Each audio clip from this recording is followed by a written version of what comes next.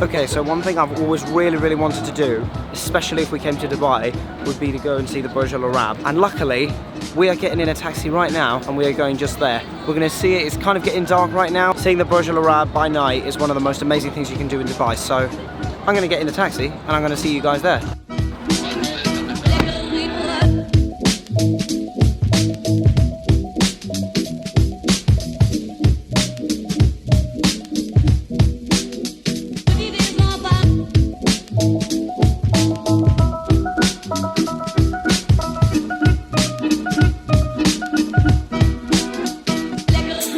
So a couple minutes ago we arrived at the Burj Al Arab and something not so great happened. The taxi driver told us that we can't actually go in because no visitors were allowed in.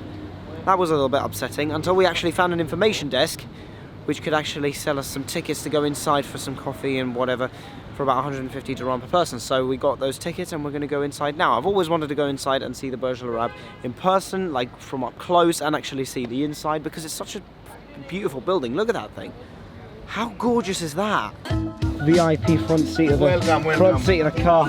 Welcome.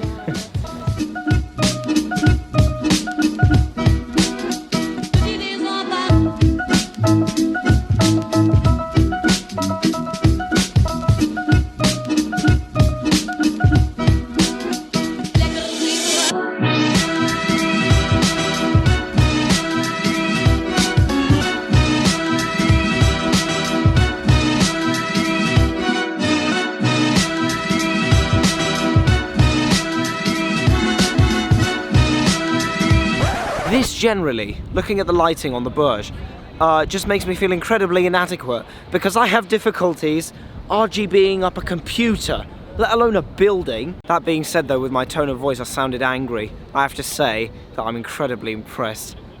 Look at that. That is just beautiful. And the view from here. Look at the skyline. Oh God, this is literally one of the best places on the planet to film.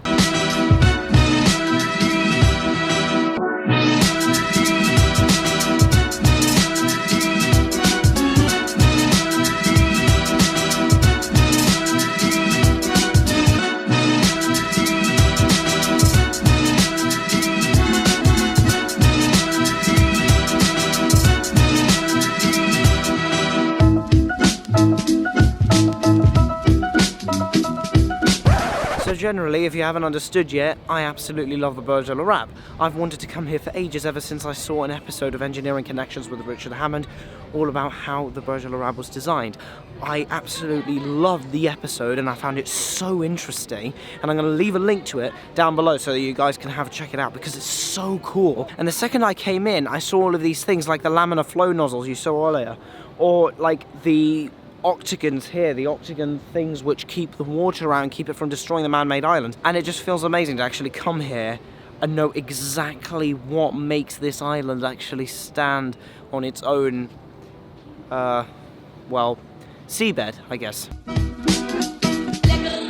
Slightly sad, we're going back to the hotel. We can't really stay here, of course, because all of our stuff is at the hotel and that's where we're staying. I really enjoyed coming here and seeing the views, and the GH5 captures it perfectly. Another reason why I absolutely adore the GH5.